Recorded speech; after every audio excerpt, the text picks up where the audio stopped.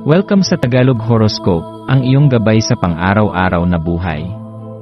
Hatid namin ang pinakadetalyadong horoscope na magsisilbing gabay mo sa pera, trabaho, pag-ibig, kalusugan, at swerte. Naway magtagumpay sa buhay ang lahat ng ating tagapakinig at subscribers sa buong mundo. Maraming salamat sa pag-subscribe at tanggapin ang siksik, liglig, at umaapaw na biyayang hatid ng Tagalog Horoscope.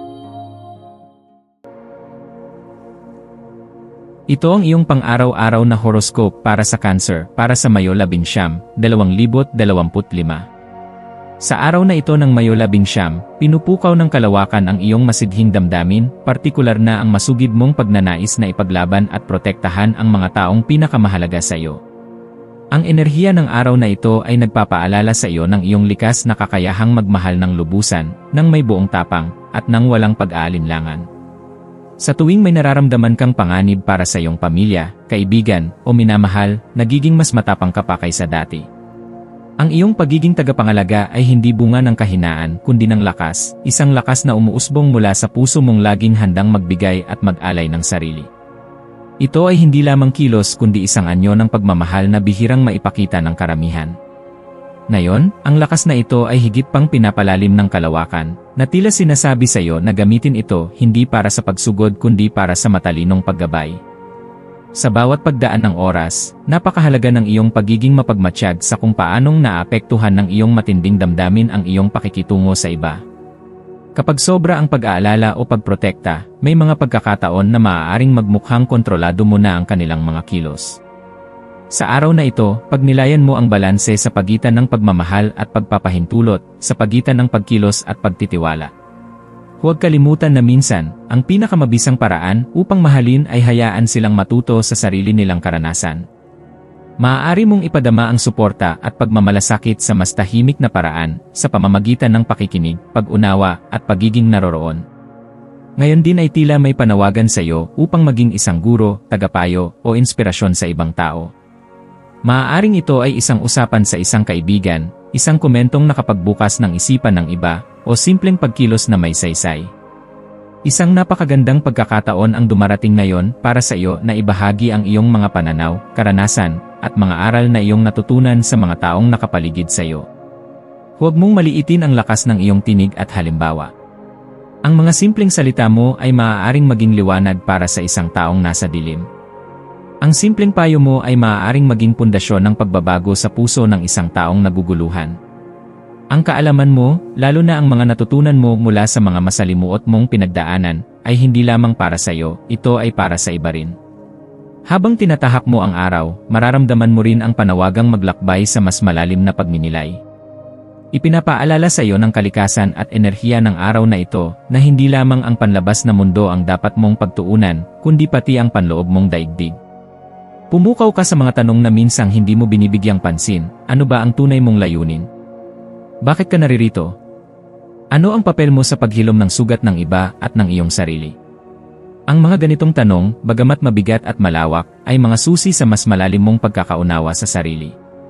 Sa pamamagitan ng mga tanong na ito, mas makikita mo kung paano magkaugnay ang iyong karanasan, ang iyong mga piniling landas, at ang mas malawak na agos ng buhay. Ang mga koneksyong emosyonal na mabubuo mo sa araw na ito ay magdudulot ng kasiyahang lampas sa panlabas ng ngiti. May mga pagkakataong ang mga simpleng ngiti, mga kwentuhan, o masinsinang pag-uusap ay nagdadala sa iyo sa isang estado ng kapayapaan at katuparan. Huwag mong isantabi ang mga ito. Bigyang halaga ang tuwa dahil ito ay hindi lamang damdamin kundi gabay. Kapag nararamdaman mong masaya ka, iyon ay senyales na ikaw ay nasa tamang direksyon.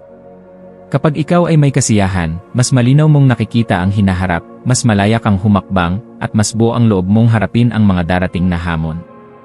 Ngayon, tandaan mo na ang kinabukasan ay hindi kailangang punuin ng takot. Hindi mo kailangang ulit-ulitin sa isipan ang mga pagkakamaling lumipas.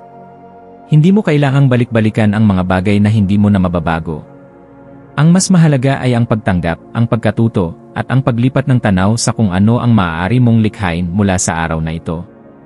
Sa bawat hakbang mo, isama mo ang iyong pagiging maawain, ang iyong likas na kabutihan, at ang iyong walang katulad na tapang.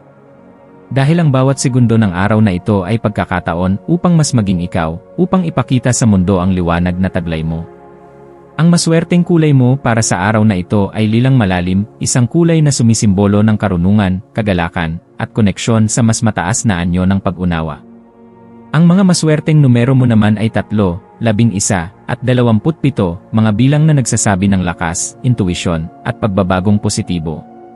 Para sa maswerteng gawain, subukang magsulat ng journal o liham ng pasasalamat sa mga taong naging gabay sa iyo sa mga panahong mahirap. Maaari mo ring gawin ang simpleng pagbibigay ng oras para makinig sa isang kaibigan. Ang mga gawain ito ay magpapalalim ng iyong koneksyon sa iba at magpapagaan sa iyong loob. Bilang pagtatapos ng araw, pagnilayan mo kung gaano kalayo na ang iyong narating. Hindi mo man ito napapansin palagi, ngunit sa bawat gising mo, sa bawat desisyong ginagawa mo, sa bawat pag-ibig na ibinabahagi mo, ikaw ay lumalago. Hindi kailanman maliit ang epekto ng iyong kabutihan sa mundo. Sa gitna ng katahimikan ng gabi, alalahanin mong may mga taong umaasa sa iyong liwanag. Patuloy mong yakapin ang iyong damdamin, pakinggan ang iyong puso, at maniwala sa biyaya ng bukas. Dahil sa huli, ikaw ay isang daluyan ng paghilom, ng liwanag, at ng walang sawang pagmamahal.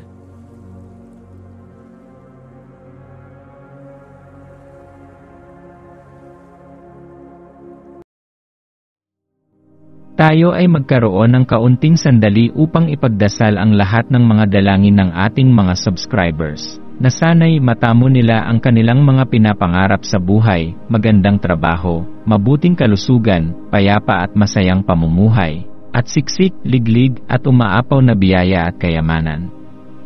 Ipinagdarasal namin ng mataimtim ang lahat ng mga komento sa nakaraang video, at hinihiling namin, Panginoon, na pagpalain mo ang ating mga subscribers ng masayang buhay sa mundong ibabaw. Maraming salamat po. Maraming salamat sa panonood ng iyong horoscope ngayon araw. Naway gabayan ka ng mga bituin sa iyong landas. Huwag kalimutang mag-like, share, at subscribe para sa iba pang cosmic na kaalaman. Hanggang sa muli, manatiling konektado sa universo.